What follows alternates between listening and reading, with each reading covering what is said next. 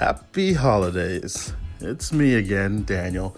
Just reminding you that Deathmatch Dad is still open for crowdfunding support until December 27th.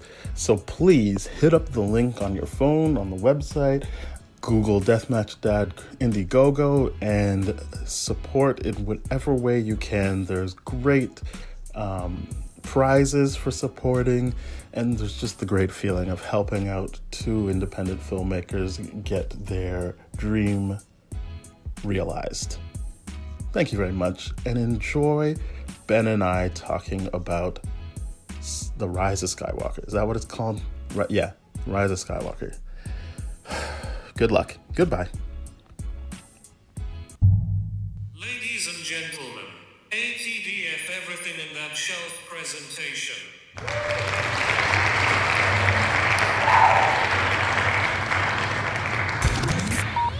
You're now rocking with TDF everything. Spoiled Rotten.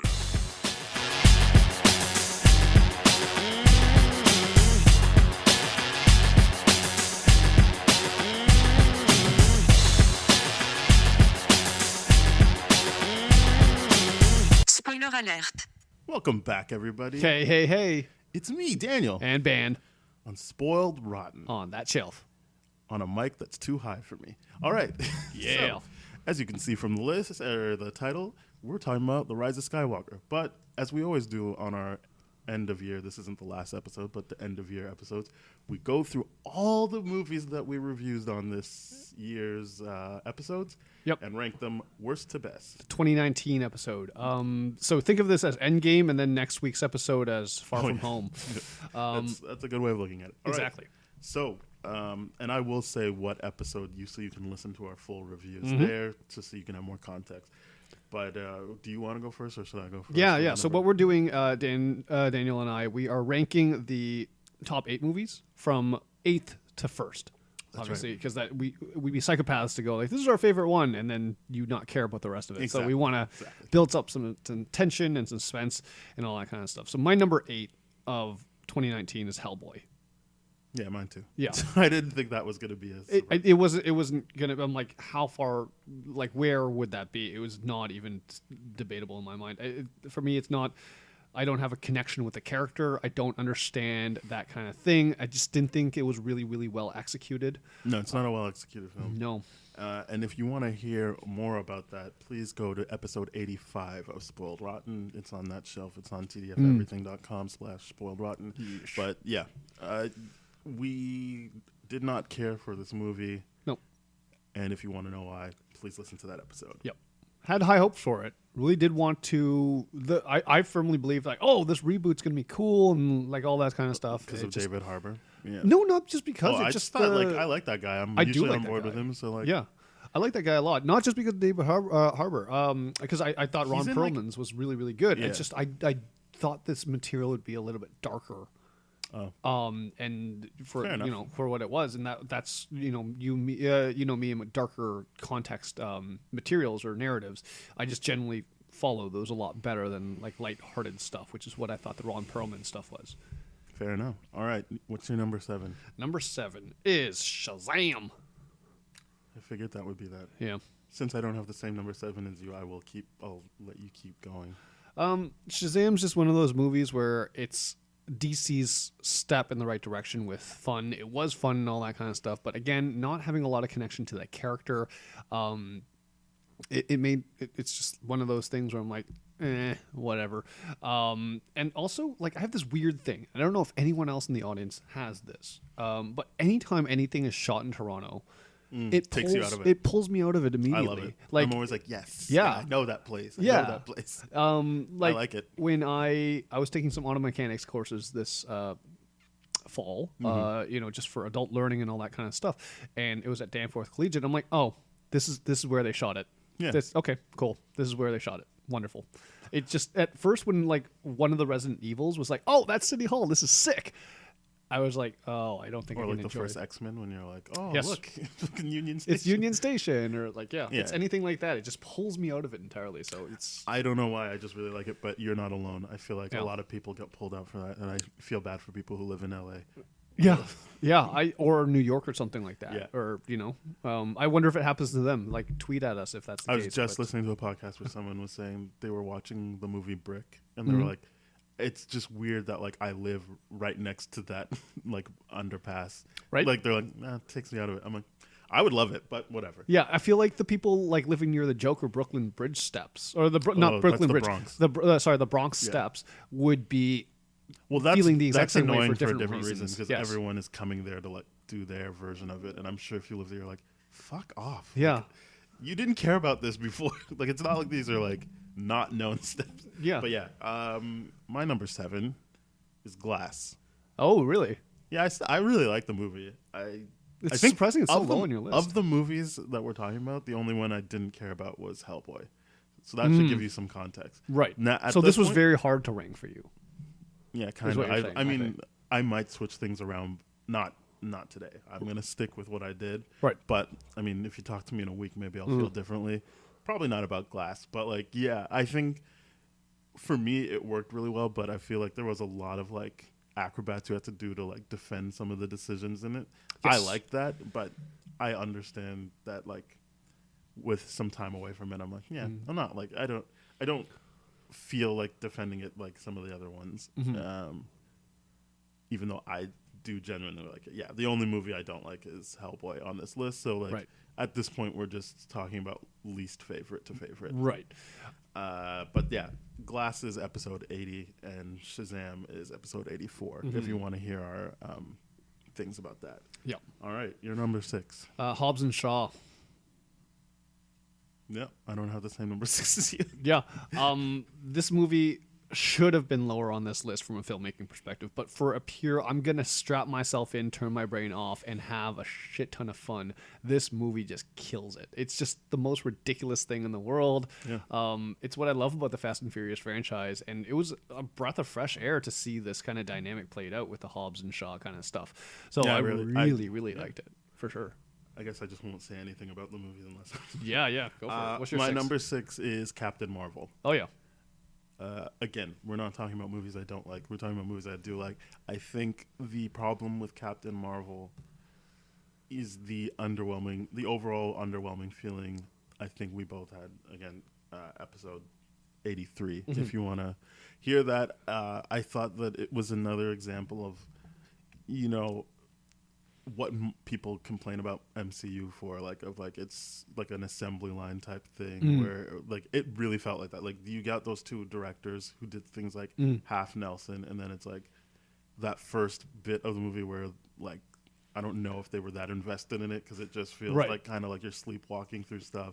And then for me, what I liked was when she comes home and she's like trying to figure out her past, and you're dealing with the Lashana Lynch character and everything. And I was just like, yeah, this is the stuff I like. But Right. it seems directly at odds with what I assume they were mandated to do with the rest of the movie and the marvel of it all. So yeah, it just felt a bit underwhelming, and also it felt like they didn't get the right match of creators and creation and product. Like it seemed like that wasn't the right fit, Right. unfortunately. But yeah, that's my number 6. And sorry, you said enough. Hobbs and Shaw. So Hobbs and Shaw is episode 91. Yes. I guess I'm going next. My number 5 is Glass. Let me know how I feel about it. Yeah. I really enjoyed this movie a lot more. It sat better with me over time. It really did. At first, I was like, meh, and that's just because like M. Night Shyamalan's one of those guys that just tells and doesn't show, and that really annoys me from a superhero genre standpoint. But when you find out the budget he had for this film, it's just and what he had been secretly doing since Unbreakable and all that kind of stuff. It's actually I got to give him a little bit more credit for what he's done, especially with the deep dive in James McAvoy's character in Split. I wanted to see way more of that, and I got that here without it being all about him. It was evenly balanced between all three characters, and that was really, really fun for me to watch. Even though there was no grand spectacle showdown, or the grand spectacle showdown was underwhelming by today's MCU and DC standards and all that kind of stuff. But it was a really, really effective film trilogy that just came out of nowhere for me that I didn't even know was a thing. Like when you were like explaining to me like, oh yeah, this is why Split's so cool because it just connects together with the world, like the Unbreakable world. And I never watched Unbreakable, and then I did. I'm like, at first I was like, and this is just my thing. I just don't really appreciate the way M. Night Shyamalan makes his movies from. That's right. Yeah, from like if we were to measure my metric on like how excited I am with an EKG or something like that, measuring my heart rate, it would have just been flat the entire time. But the ideas he puts in they really do take a risk, and I really do enjoy it. And McAvoy's just performance in Split as well as Glass is just breathtaking stuff. Got it. Yeah. Number 5 for Daniel is Shazam. Oh yeah. Did you already talked about Shazam? I talked about Shazam for a little bit. Your turn. Yeah. Shazam's fine. I mean, I like it. I like it. I do like it. You made such a big deal of being like, these are the ones that I like, and it's hard to rank. And it's like, it's fine. Yeah, I like it. It's fine. I don't like. I think that people kind of overreacted and they're like, "Oh, like Shazam's way better than Captain Marvel," and I was like, "It's not." To me, like, it depending on the day you ask me, maybe I like Captain Marvel more than I like Shazam. Maybe I like Shazam more than I like Captain Marvel. Sure. I liked what I thought was good about it was the connection between like the kids and the adults, like versions of them. I thought they did a good job with that. I liked the family aspect. Like I genuinely cared about him. Like I felt like you got a lot of time to care about Billy Batson and that family, not just Billy Batson, but the family. Yeah, the dad. Not everyone in the family, but especially considering the type of movie it is, you really got to care about the parents, but you also got to care about at least 3 or 4 of the other foster kids. Yeah, which I thought was really well done. Like they really pulled that off of it. They really pulled that off in this movie. Yes. Again, it's where it is because I'm like, yeah, it's fine, it's good. I don't have like a big fix for it other than for me, I wouldn't have teased the Superman thing and not show his face, but only because they linger on it. It would be one thing if he just walked on screen and you're like, I get the idea, but the fact that he sits down with them and just the timing of the movie, it was like, all right. And I also think it goes against what it felt the movie was trying to do, which was be like, forget about Batman and Superman. We're going to deal with the new stuff. It's what you said, the step in the new direction. So then to bring it all back to, but we still got Superman. I was like, oh, okay. No. That would be my one big fix. It's not like it would go from this to number 1 at that point, but it's also a movie that it just didn't need to rely on Batman and Superman and that mythos and all that kind of stuff. It makes sense for the kids to care about Batman and Superman. That part I got, but they still have that moment where another kid drops his Batman and Superman toys to look at Shazam, and so I was like, that makes sense to grow out of that. Yes, but then they still brought it back anyway. That's Shazam. What is your number 4? Number 4 is Captain Marvel. It was harder to not put this higher in my list because I genuinely do like this movie. But the more I rewatch it, the more problems I do see with it. And I didn't like, in the sense where exactly what you said, the beginning part it felt extremely formulaic, and the part that I originally hated was the Monica Rambeau stuff.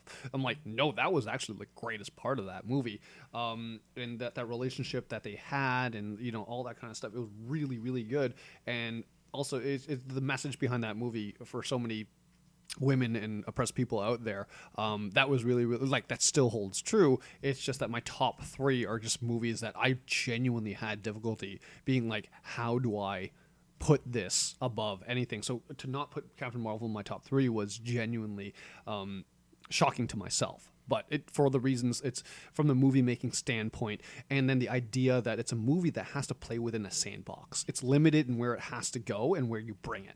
I think that's why it's lower on my list at the moment, is that ostensibly Black Panther has the same issue, and yet it was able to not feel constricted. Correct. Even I feel like Doctor Strange would have had the same issue, but it didn't feel constricted. To me, Captain Marvel, Doctor Strange are in the same tier, but at least with Doctor Strange, they had an in-universe reason why he wasn't part of it, so they could just do whatever they wanted. Right.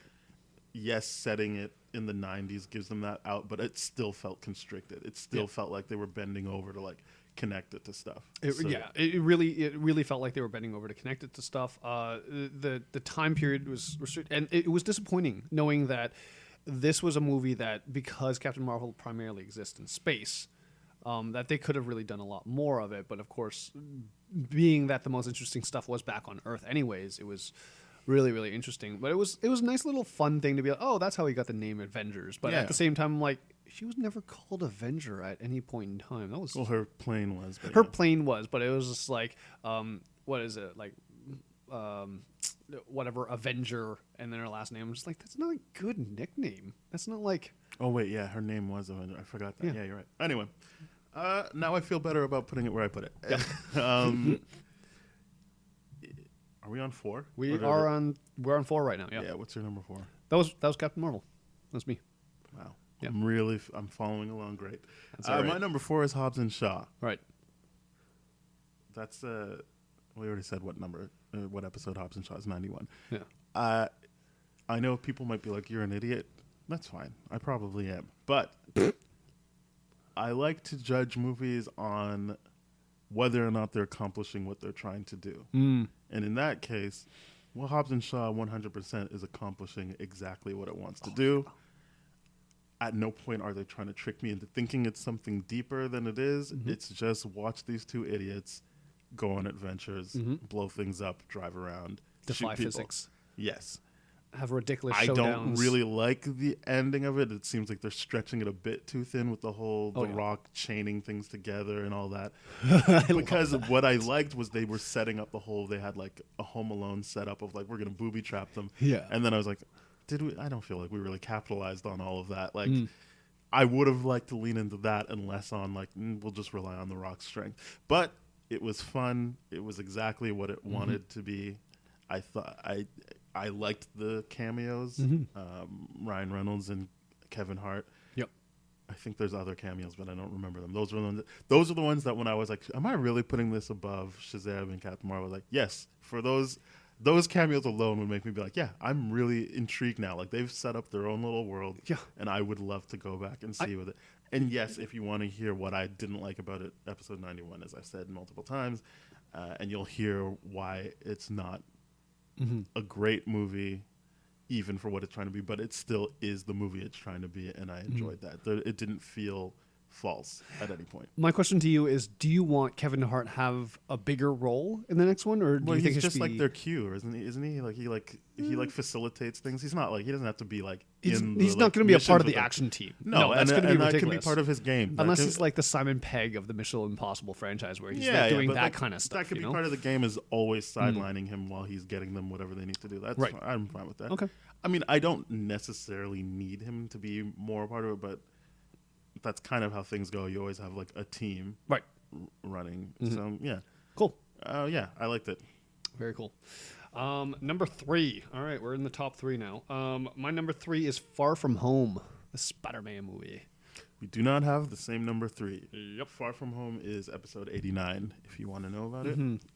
I love that movie. It's very, very smart. It's very intelligent. It deals with the aftermath of Endgame. It does answer a lot of those practical questions about the decimation, not the snapping. It does do a lot of those things really, really well in a grounded, kid-friendly way to be like, oh my God, yeah, okay, so the people that are 5 years jumped or whatever that didn't get snapped away, they still have to go through the same testing kind of stuff because of how messed up this world got and all that kind of stuff. And it was really fantastic and just very, very fun to watch a Peter love triangle develop in front of him. Yeah, I loved it. It was everything to do with him, Zendaya, and whoever the hell that guy was. Yeah, that I don't guy remember was his name, but such a fun jerk. Great. And then just like the idea of like the night monkey thing was hilarious to me. I didn't love that. I did enjoy that more than I want to admit, because when obviously the Sony Disney thing was going on, people were making like mock calls. Oh, this is how they can keep Spider-Man in the MCU, and they made a night monkey poster, and they were like, that was just hilarious to me. Good meme on the meme front there. So number 3 for you is Spider-Man Far From Home. Yep. I hate that dog. All right. Number 3 for me is Joker. It's fine. I'm kidding. That is a joke. That's a joke. I think I can see the pushback now, as is what happens with most movies that get a lot of praise initially. I see people pushing back very strongly. Like a lot of people being like, worst movie ever. I'm like, all right, it's not the worst movie. I think it is. I still go back and forth on whether or not I feel like it's actually intentionally a well-made film or maybe accidentally a well-made film, because the more you listen to the director, the more I'm like, do you know what you did, or is you like you just had this great performance that you could kind of cut around, right? And whatever. The point is, it's a movie that will make you feel something. The whole idea that people would feel strong enough to push back and be like, no, it's the worst movie, to me speaks to them feeling something. They didn't just. It wasn't just a forgettable thing for them. They weren't just like, meh, I don't care. Yeah. Like, they care about it. Either you like it, like I do, you love it like you do, or you are like, well, this is the worst thing that happened this year. Yeah, it is something that demands an opinion. It is not something that you can just casually watch. Like, yeah, it's fine. It's not a movie that you can do that. If you watch it, there is it's going to stir something in you. Yeah, it's going to make you think. It's going to make you uncomfortable in some way, shape, or form. So, yeah. It does what it wants to do. And so episode 93, just the idea that we already went over, the things I didn't like. The introducing the Waynes, I felt like kind of detracted from really leaning into what I thought could have been a more immersive film, because it did feel like, let's tie in the Batman stuff, which isn't really necessary for this story they're telling. The idea that he's looking for a father figure could have still been attached to Murray's character, and it seemed more important in the movie because that's the first fantasy you see is him on Robert De Niro's show, with Robert De Niro being like, you're like the son I never had. So to me, that was like, oh, that is what we're dealing with. So then the Thomas Wayne stuff, even in the movie, feels like a side mission. It's not something he cares about until he like reads his mother's thing and he's like, what is this? Because his whole thing was like, I'm just trying to get on that show. And to me, that made the most sense for the movie's trajectory. And as I also said, I get that Batman is 10 in this, but like, do I really think it would be interesting to watch Batman fight like a 60-year-old Joker when his 20s like, or 30s? Not even physically fight, but I don't think it would even be like a mental challenge for him. Probably not. I feel like this Joker's an idiot. They made a point of showing that he can't spell. He like lucks into most things. Right. And I was just like, so then like, I thought they were going to develop the misspellings to mean like he intentionally was, but it's like, no, like that guy just legitimately is messed up for good reason. They show you in the movie. And so then it's just more like, oh, like I don't really want people to like fight him. I just want him to get help. I don't really think it's like cool to be like, oh, can't wait for him to like match wits and fists with Batman later. It's like, well, he like needs help. And like, and that's always my problem with doing the villain as the main thing is either you're going to sympathize with them too much because you fall in love with the character and then it becomes less of a fun good versus evil thing. Or you fundamentally change what that character is so that you make them the sympathetic hero of your movie. Correct. It's the same kind of trope, I think, with the prequel trilogy of Star Wars, in the sense where because you learn so much about Anakin, you learn how he falls to the dark side and how human that fall is, you actually don't feel the same things for Darth Vader once you start watching it again. So I totally get what you mean by once you start making films from the quote-unquote villains' perspective, their narrative, you start to get empathy for them and you start to understand why they do the things that they do. And like in the case of Joker, you really like I agree with that. You don't want to watch Batman fight him at all. You just want to be like, please stay in Arkham, get medicated, do your thing and all that kind of stuff, and please find a way out, because mental health is definitely no joke. And you know, like the idea that it's been pushed to society and all that kind of stuff too is to push someone over the edge. You know, that's no joke either. So that's why it elicits such a deep response for so many different people, because I think they understand the idea of like, I'm at my edge, I'm going to snap. And if I've calculated this properly, I feel like you're eating into your Joker spiel here a little bit, so we should move on to number 2 for you, probably, because I don't even think it's your number 2. No, it's not. So, my number 2 is definitely not Joker. It is no surprise here, Endgame.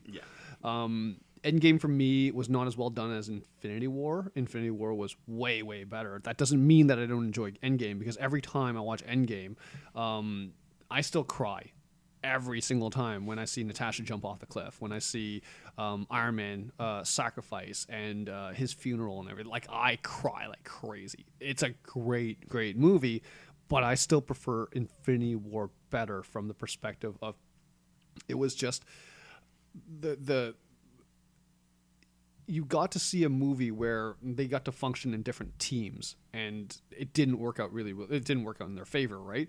But it was just such a more thrilling movie versus this one had the thematic plot to it was tongue-in-cheek, a joke to me, in the sense where it's like, oh, this is literally Back to the Future or some element of those time jump movies. But that's what happens when you have Paul Rudd's Ant-Man character come in to be like, here's the plan that we're going to do. It becomes a little bit of a tongue-in-cheek kind of thing at that point. There was good send-offs and everything like that. Did they spend too much time with the dads in Jersey and all that kind of stuff? I think so, a little bit, maybe. But, I mean, in context, when you find that you're saying goodbye to these characters, it doesn't make it so bad. But it's still not my number one, for sure. Yep. Endgame, episode 86, if you want to hear my thoughts on that in more. My number 2 is Spider-Man Far From Home. I think it is an excellent follow-up to Homecoming, especially diving into the MJ and Peter stuff, but another good villain in terms of watching what happens when Peter makes the wrong choice. And just, I guess the Mysterio was just cool to, like, kill a little kid. Like, that's, like, kind of his thing, was like, yeah, kill this kid. He shouldn't have the power that I should have had. I going into this, we all heard how I don't like shape-shifting stuff, so I was really worried about the Mysterio stuff. Yeah. But they used it exactly the way I've read it in the comics. It worked properly, like kind of like a scarecrow hallucinogen type thing, which I liked, and I thought it had some of the best action sequences. Like, again, it just really made me appreciate John Watts, and I know that it's not a singular thing for a director to do that type of stuff, but like, my hope is that he had visions and he got the right people around him to create the visions and execute them the way they were executed in this, because the Mysterio stuff really worked visually for me, and then I was already in with Tom Holland as Peter, and the just that thing of like having a crush on a girl, and like I thought that really worked.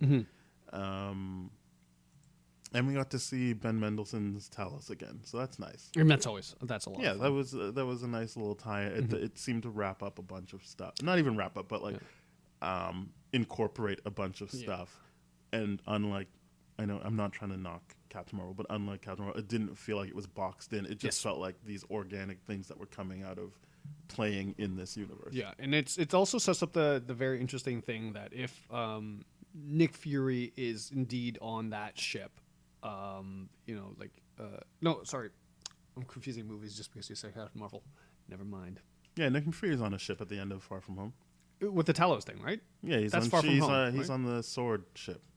Right. Yeah, that's so. It leads me to believe like where's the next trilogy of phases? I guess phase 4, 5, and 6. Where is that ultimately going to conclude? Is it going to be some intergalactic battle if he's commanded out in space, or what are we doing? Yeah, who knows? Yeah. It's some really interesting stuff. All right, so now time for you to talk about Joker. Yeah, I think. You're rightly. You were right to cut me off because I basically did say everything I wanted to say about Joker. It's a movie that it was one of those. The reason why I put this number 1 is because every other movie met my expectations on this list. This one. And when you watch that Joker episode, where or episodes before we talked about the Joker, and even the Joker episode that we recorded, I was very much cynical about this movie. I did not know how it was going to work. I did not know what it was going to do. I was genuinely like, sure, whatever, I'll watch it for the sake of this, and then ended up being blown away by how amazing it was. I'm obviously I don't look into the back stuff as much as you do, the behind the scenes stuff about like, did Todd Phillips just luck into something, like how the Game of Thrones guys lucked into season 1 through 7. It's one of those things where I'm like, I don't like going deep dives into those things, because ultimately I end up just disrespecting the actual end result more than anything else. But this was a phenomenal movie to me. It just, I have not yet watched it again, and I need to. But then to share the rest of my to watch list on this is just astronomically ridiculous. So we'll just leave it at that. Yeah. Yep. Mine is Endgame, obviously. People can do the game of process of elimination. I think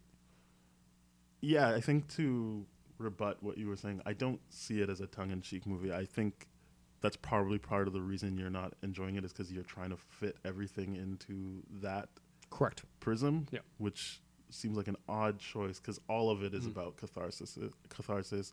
Nothing about it is tongue-in-cheek. Everything is genuine emotion from all these characters we're saying goodbye to. Any type of jokes is to alleviate the emotional impact you're having, but I would never categorize this movie as something that's trying to have fun with the topic or subvert anything. I see. This movie is all about paying off the 10 years of, almost 10 years, like 10 to 11 years of investing in these characters. So the fact that you cry about Nat just jumping off, the fact that you cry about Iron Man dying clearly means there's nothing predominantly funny about the movie. That they didn't like accidentally get you to cry about those things. Everything is very intentional, including spending the time with those dads and mothers, because what you're doing is watching these people come to terms with who they were and who they should be going forward. So it does come off as a very earnest and genuine film to me. I understand the excitement of Infinity War, but yes, ultimately, as someone who likes Kill Bill Volume 2 better, I like the answers and the repercussions of all that excitement better than the build-up, because to me, it's much harder to stick a landing than it is to set someone up. And we're about to talk about that with Rise of Skywalker. I think it's way easier to set someone up for something fun than it is to actually deliver on something that is meaningful and actually concludes a bunch of different storylines and feels as much as it can like its own movie. So that's why I would put Endgame there. Because Joker, to me, yes, I looked into the other stuff, but even just because I've seen it twice, just even like looking at it, it's kind of like, what exactly is trying to be said in this movie, and outside of a great performance, which will never take away from a movie, that's what I come. There's too many questions. Even if we ignore my love of Batman and Joker, the movie itself doesn't seem like it has a straight thesis that I can get my head around, because it does feel so controlled by this performance, which is an amazing performance. Whereas Endgame, again, we've talked about it, I think it's episode 86, every character, every storyline is leading to what happens in the end. And it's very easy for us to get our heads around what's going on. Anyway, yes, that's that. Those are the movies we did. Let's jump into Rise of Skywalker. Okay. You want me to take the first word, don't you? No. Okay. I'll say this. What's good about Force Awakens? It's good. It's good because of what we said. It's setting. I think it genuinely did a good job of making me like, yes, the four characters that we're supposed to follow for this: Kylo Ren, Rey, Finn, and Poe. I thought it did a really good job of setting them up. Yes, we got to spend time with Han and Leia for a bit. Well, Han more than anyone else, but it was setting these characters up and a bunch of mysteries or whatever. Again, the whole excitement and setting people up. What's good about Last Jedi for me is that, for me as someone taking in all this media, is I love actually watching people have to reckon with bombshells. Like that, I like if you said, let's say you're the granddaughter of Senator Palpatine or Emperor Palpatine. Last Jedi actually has people having to deal with these bombshells of like Luke throwing the lightsaber over his back. Like you actually have to watch Rey then have to deal with her hero essentially rejecting her. You have to deal briefly, but still with watching Rey understand like, oh, her parents aren't these like cool special people. Yes, it's subverting a lot of stuff, which I liked, but a lot of it, I know people are like, oh, it's just rejecting all these. It is, but then you're also watching the characters have to readjust to those rejections, and it actually is about something.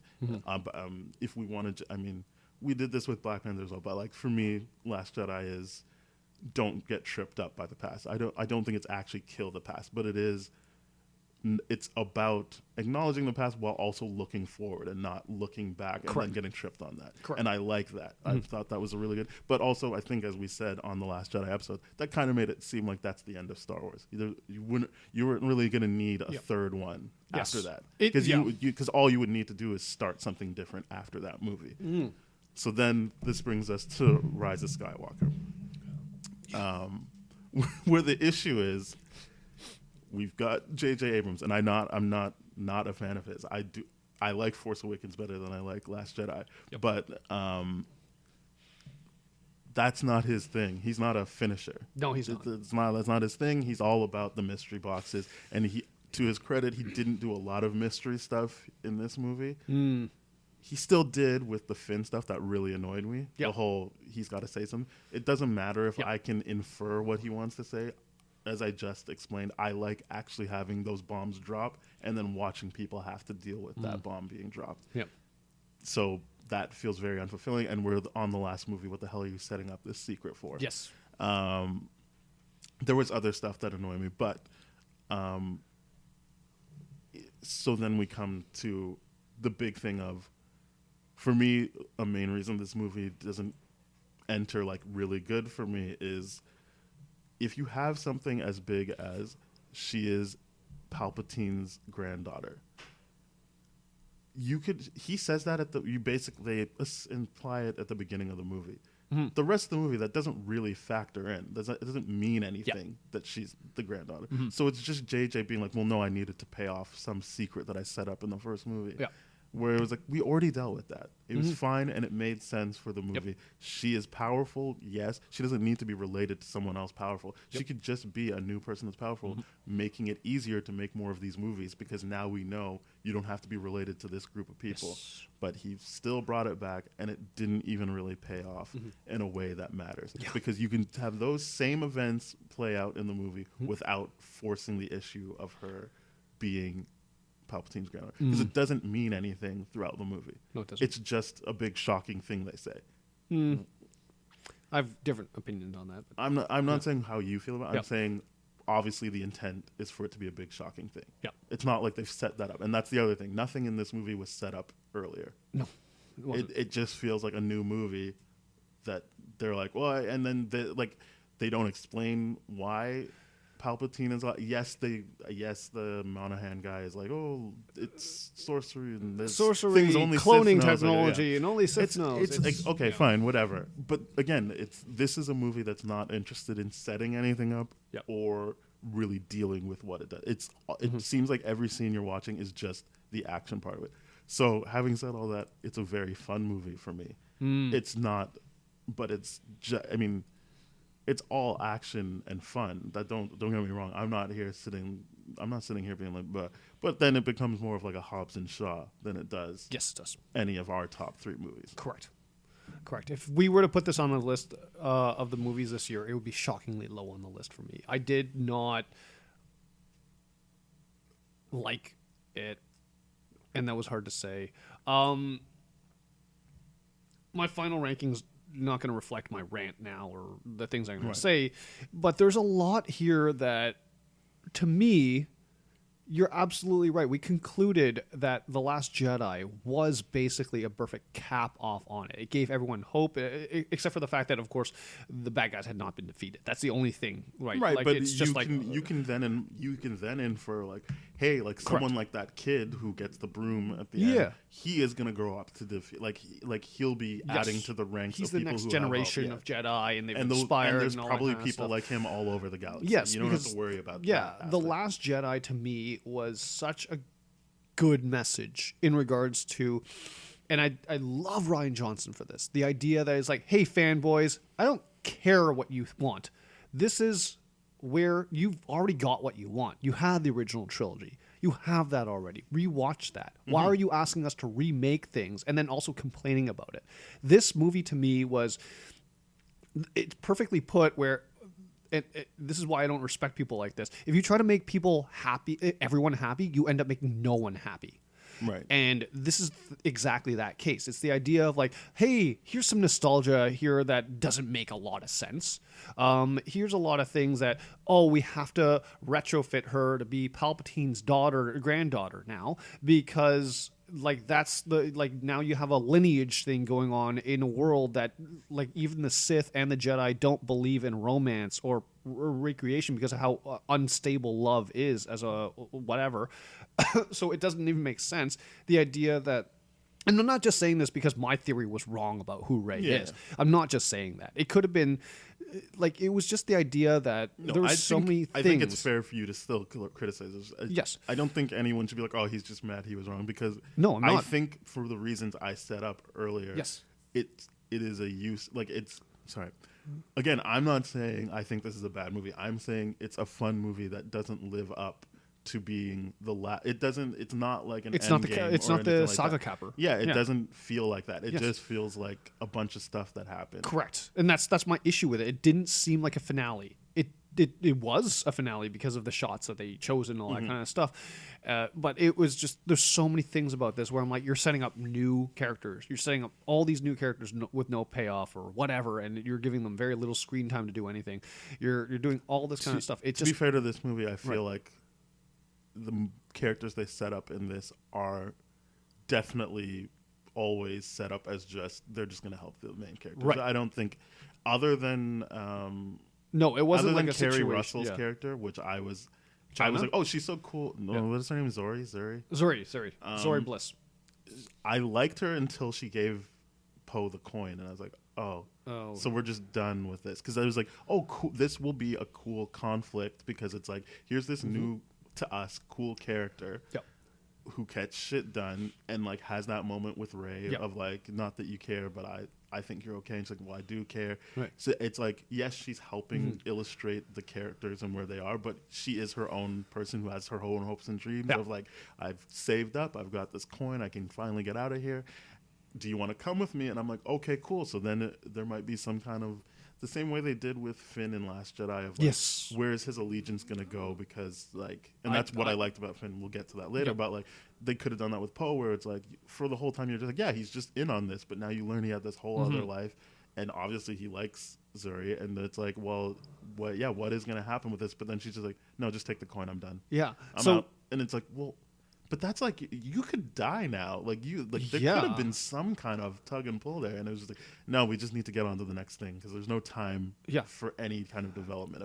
That made me not like that character a lot. I'm just like, oh, okay, you have this fun back and forth. You obviously hate each other. You're about to kill each other. They don't hate each other. Well, they love each other. Well, that's why hate and love are like to me. Hate and love are the exact same emotion, pointed in different directions. And fair. That's why I was like, okay, well, you hate each other, and then that turned into love so quickly. But they did have a really, really real moment on that rooftop when they were watching. So I was like, okay, that it re-sparked that that light for the both of you. That was great and all that kind of stuff. There's just so much going on in this movie. There's some things that I thought were really, really clever. That's interesting because I don't think a lot's going on. Well, there's a lot going on from the perspective it's just Palpatine waiting for people to come to his house. True. Well, He's just kind of like, are they there yet? Yeah, are they coming? There's a lot of like searching for stuff. There's but a lot even of stuff then, that's like I feel it's like you got to get the dagger to find the pyramid to get to Palpatine. It's like that's the thing. It does feel kind of like underwhelming. It's very underwhelming. Even that final fight is very underwhelming. No, I liked the fights. I thought I liked all the action. But I mean, specifically between Rey and Palpatine, that was super underwhelming to me. Yeah, okay. Well, I mean, so here's the corner they paint. You know what? I'll just briefly go to what are the points because I think it'll help. Because I feel like when we get into this, we're not going to be like, we're not going to speak to details when we're getting into it. So let me just give an overall thing. So the movie begins with Kylo being like, I need to kill anyone who has more power than me. I like that idea. Yes. So he seeks out Palpatine, but then Palpatine's like, no, you don't know who Rey is. You need to kill her.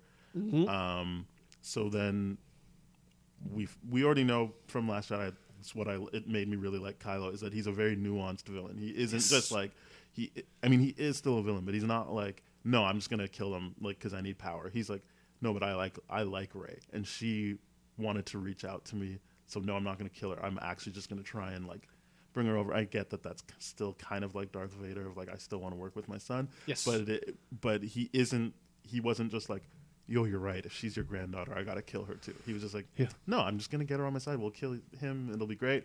And then we'll rule together.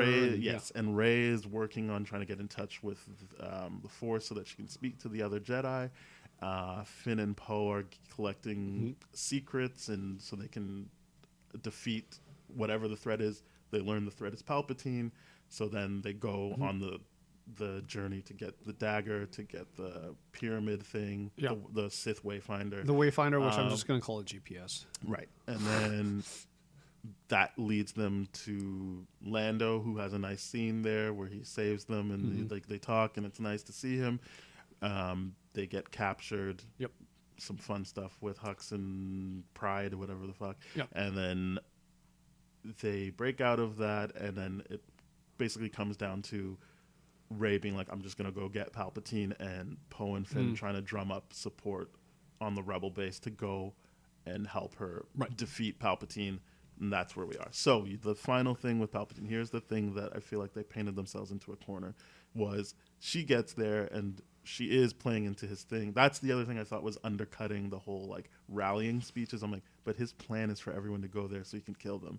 So like I can't feel that excited that they're all getting like worked up to go fight him, because I'm like, but like it's not like he's not expecting it. He's just gonna kill it. It's that instance where they gave us more information than the characters. It would be one thing if they knew his plan was for them to get there, right? And they're like, we're gonna do it anyway because it's in. But it was more like they're like, we were gonna get him because they don't expect us to have these forces, and it's like, but he does, and you guys are just falling right into his trap. Anyway, the thing they painted the corner was, he's like, if you kill me, that's exactly what I want. You think I'm trying to kill you, but I just want you to be so mad that you kill me, and then you'll become the Empress. Yeah. And I'm like, so then what? What does she do then? Well, just like in Episode 6.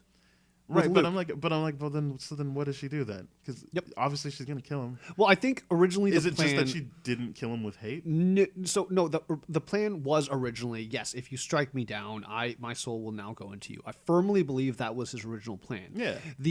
When he found out, oh, this is the bond that you guys actually have, so and it's because he became full on. Yes, that's like, why she didn't become Empress. Yes, because it's like I don't think that was the original plan. The original plan was always, because Palpatine, if he was truly pulling the strings the entire time, then I believe, okay, this is what you're saying, this is exactly what you want, except that you're manipulating Kylo from the perspective, like, kill her, bring her, like, all that kind of stuff, and we'll be able to figure this all out, and then I'll kill you easily, and then no threat is available to me, and I'm still going to be able to do this. Because the biggest thing is with that, the reanimated half machine cyborg thing that he created for himself to support his life function, there was no indication to me that he wouldn't be able to survive anything else beyond that. He probably wouldn't be able to leave the planet, but I don't think there was ever an intent for him to leave the planet with the throne being on that planet. You know what I mean? So I firmly believe that when it came down to, oh, I can actually suck your life force, the both of you, I'm just going to go do that instead, and then I'm going to be the Emperor. So then it switched. I think it switched. It was. But anyway, I was going to say it was always going to be an underwhelming thing, because they put her in a position of like, well, what do you can't. There's nothing you can do then, because then what are you gonna do? And also, when she was fighting him, I definitely thought it was both Tony's death in Endgame and Wolverine. Yes, because she was creating the X, and when he was like, "I am all the Sith," and she was like, "And I am Iron Man. No, I'm just kidding. That But, was like, exactly what I thought. Like, oh my god, okay, are you seriously doing this right now? Are you really that inspired by Endgame to have that mimicking moment? There's no chance that. I mean, I can't say that there's no chance. There's got to be maybe a little stuff bit like of a chance. that. You can't just be like, oh, we saw that, now let's do it. Yeah. They came out like they came out the same year. Sure. So like that's not a thing. I get that, but still, it was just one of those moments where I'm like, they could have been inspired by Logan because that came out different. Yeah. But still, it was just one of those moments where I'm like, this does not feel like a Star Wars ending. This feels like an Avengers Endgame ending, because of the fact that she's like, I am all the Jedi. And even visually, since we're talking about that scene, it really annoyed me that all the voiceovers, as fun as they are, and as much as I realize, oh, that's Kit Fisto, that's Plo Koon, that's Mace Windu, that's this person, I'm like, do me a favor, just have the Force ghosts behind them. No.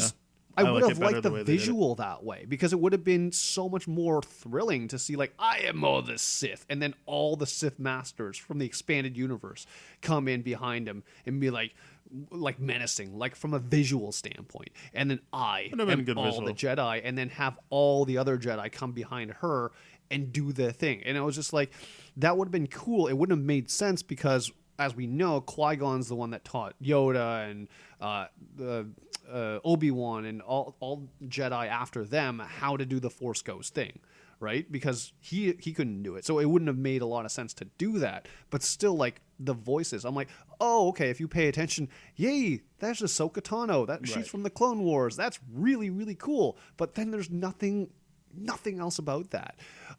It was just really annoying. I'm like, okay, really, Palpatine, this is how you died twice. You can't stop your... Okay. Well, I just think they shouldn't have brought him back.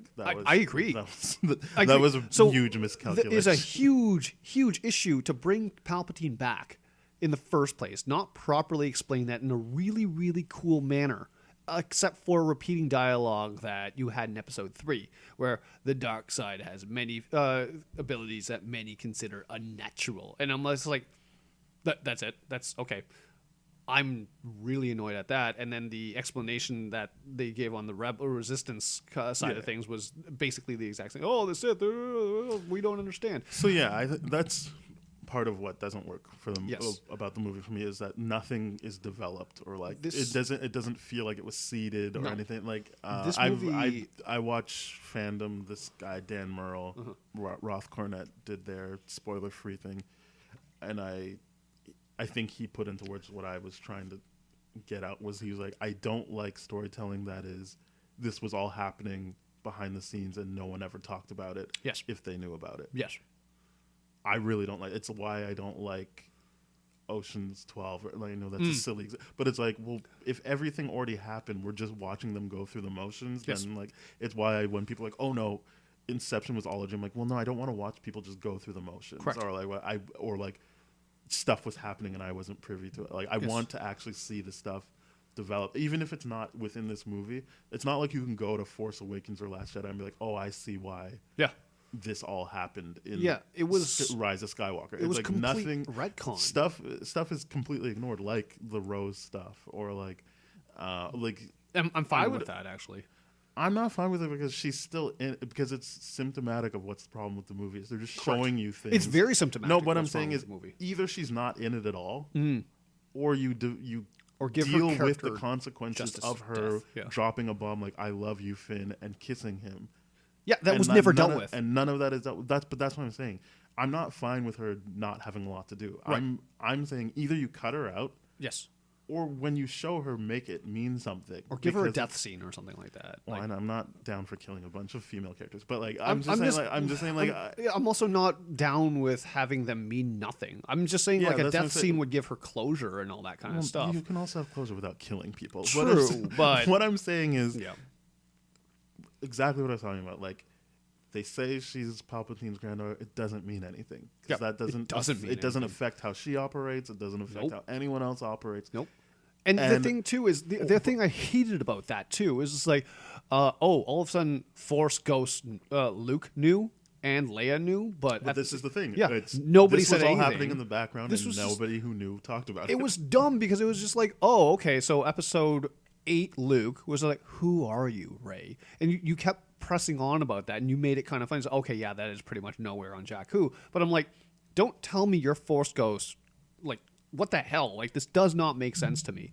And then go ahead and tell me that Leia knew the entire time. Like, doesn't make sense. To be fair, she's used so sparingly in this movie. There's a good chance she probably knew and was just like, meh. Yeah, for sure. But at the same time, don't give me the Force Awakens. Leia looks at Rey when they come back from Starkiller Base, and that deep connection that they have. And it turns out that it was like she's Palpatine's granddaughter, not at all related to anything that was going on. Like, that was a really, really big misstep from Abrams in The Force I would have Awakens. just left it at she just has nobody as parents. They could be. I mean, we saw them, and I was happy to see actor Jodie Comer playing her mother because she's from Killing Eve, and I think she's amazing. I think she's a fantastic actress. But it was one of those things where it's just like, yeah, like, why did we have to add that layer? Like, makes no sense. It doesn't change it. But yeah, getting back to the Rose and Finn stuff, it's not giving, because even if you want to just look at Rose as a function of Finn's storyline, we completely like abandon it. It's like Finn is a I mean, he does things in the movie, but it's like they've given up on like anything to do with his character because like. Yes, you've concluded whether or not he wants to be a part of something again, because that's what I liked about him in Force Awakens. Yes. He was a black character in this world that had complete agency. Yeah. He never did anything he didn't want to do. Correct. And I love that. And then in Last Jedi, you're then dealing with, again, I'm always happy to watch people deal with the consequences of actions. You're dealing with him being like, all right, but am I leaving the First Order just to be part of this other like cult-like thing like, with the rebels? And then he makes the decision through the actions of that movie of like, yeah, I want to be part of this. I'm a part of this. But then you add this other layer of like him having this new human connection with whatever. I'm using human. I don't know if they're aliens or whatever. But that thing of Rose being like, love you, kissing him, and essentially dying for him. Obviously, they brought her back or whatever. But she was willing to die for him, and like, it's just not a thing anymore, which is problematic because that's another thing for him to be dealing with in this movie. They just completely ignore. But like the idea that he could like, yes, now he's found a home, but like there's other things about being a part of this world that he needs to deal with. In months before this came out, there was an original leaked kind of tweet or something like that saying like, oh, there's line of dialogue between Poe and Finn talking about, you know, like, so what's going on with you and everything like that. And he mentions him and Rose didn't work out. So it was one of those things where off screen they try to do a relationship. Fine. And that would have been, I would love that. I'd be like, okay, cool. That would have been fine. That would have explained all the awkwardness between the both of you right now. And then he's like, oh, what about you and Rey? And then he's like, oh yeah, no, she's doing this other thing. I think there was original, maybe that's a cut scene. Maybe, we don't know, but I would have appreciated that in the sense where I'm like, I didn't appreciate the Rose thing because it felt forced to break them up and then have them still be still have to work together on this thing with a common goal would have been kind of interesting, but it would have explained how they shafted Rose's character here. I just like, when I say like I'm okay with what they did with Rose in the sense where I'm like, I'm okay them not forcing that relationship between I don't care if they're still together. I care that it's another thing to dig into that they've let go of. And then yes, it really did annoy me that he's like, Rey, I never told you, and then she's like, what is it? And like, it's one thing if you just leave it, but the fact that it comes up like multiple times, and then Poe does something very, very like, oh, it's like, I'll tell you what later. It's like, oh, you mean when I'm not around? It's like, yeah. That's what I mean. It's just like, okay, you know what he's actually going to say. He's like, I love you or whatever it is. Or at least that's what we think is going to happen. That's what I'm saying. But like, it never actually happens. There's no point in like teasing it up. Yeah. Just, again, because it doesn't affect the story. No, it doesn't. It's not like he has to deal with, she actually really loved Kylo this whole time or anything like that. It's one of those things that's just brought up and you're like, but why? Like, if you're not going to deal with it, why is it happening right now? The first time I watched it on Thursday night, I was like, wait, did I miss something? And then I watched it again last night, and I was like, no, I did not miss anything. They literally leave that string loose. Yeah. And I'm just like, okay, whatever. Sure. There's so much more going on in this movie that's just an absolute mess. My biggest issue with this movie is the fact that this is exactly what you get when you pander to a angry, vocal fan base that holds this series hostage. Instead of, I get that Rian Johnson's The Last Jedi was so divisive amongst the fandom. Fine. Sure, not financially, though. Not financially. It was a huge hit. I actually don't think that this is actually going to beat that box office. Yeah, but I don't think that'll be a function of the movie. I think that'll be a function of the fan base, the stuff that came before it. I agree with that. So but the biggest thing too is just it's what happens when you will let people weigh in, and then you get someone like JJ that's not a good finisher for things. No. This is my biggest. This was a concern of mine going in. I'm like, they give back to JJ. I was like, oh, I'm actually not really happy about that. I would have liked not Colin Trevorrow. I don't know what he was going to do. I haven't liked a movie by him since Safety Guaranteed. So that's exactly it. That's the only movie I like of his. Like, I'm not. Even the then, only I was one. like, oof. Like, I mean, it hasn't aged the best for me. And I'm not even saying I don't like it anymore. I'm just saying my love for it is kind of like dwindling. But and it's nothing to do with him or whatever. That is my favorite movie by his, and he's done. And he's done a Jurassic Park movie. He's done Jurassic World, I think 1, right? Not 2. Yeah, he did. He just did but one. He wrote the second one. Yeah, but I'm like, and he's doing the third one. Sure, like, yeah, that was fun, but I had to turn my brain off for it, right? So I don't know if he would have done the same thing, but it was clear to me in this movie that Abrams and the rest, and maybe Kathleen Kennedy too. And don't forget, I told you who wrote this. The same guy who did. No, so here's the thing. In fairness to JJ, who said he didn't want to do it because he was tired, they must have given him something else. And I don't think it would have been a money thing. It would have been some kind of control. I think it was a deal, like some kind of exclusive first. Well, he had some exclusive first deal that him and Bad Robot. With Warner Brothers, not with Disney. Yeah. But the point is, he got less time than probably anyone to make a Star Wars movie because he would have had under 2 years to get it done. Right. So.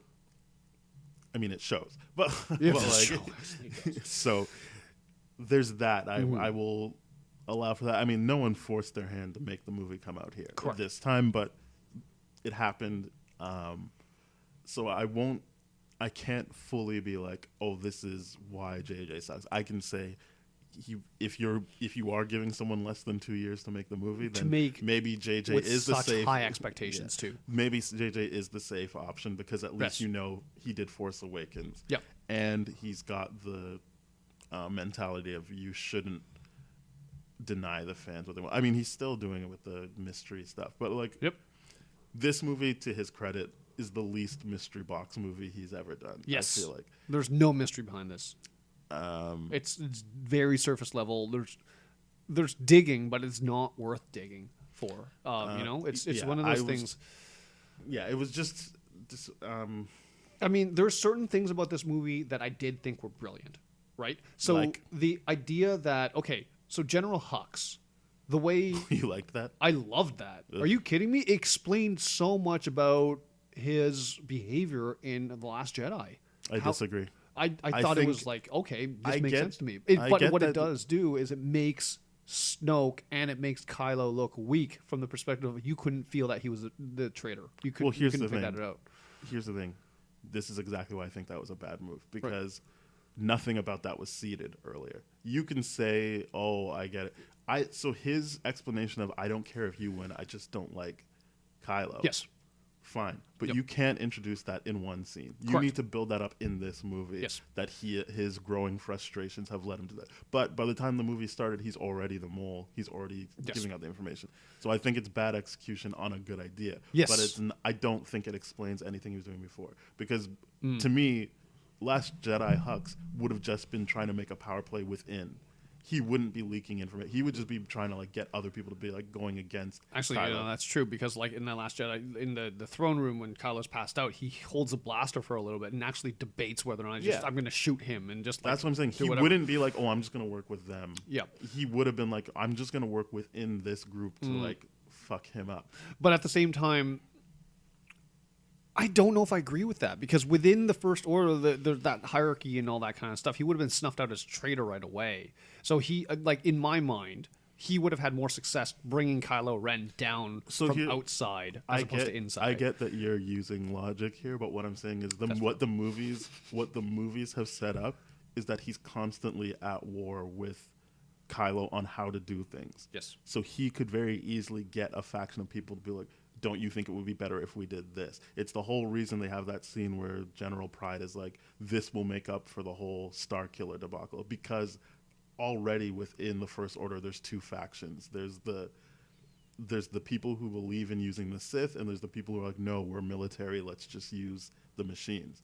So that's why I'm saying it didn't make sense to me that he would just in one scene be like, oh yeah, no, I'm working with them, I work with you guys. Mm-hmm. It made sense that if you are going to do that, have that in this movie, that he gets to that point after maybe being blocked off by someone being like, I'm just going to tell Kylo what you're doing. Right.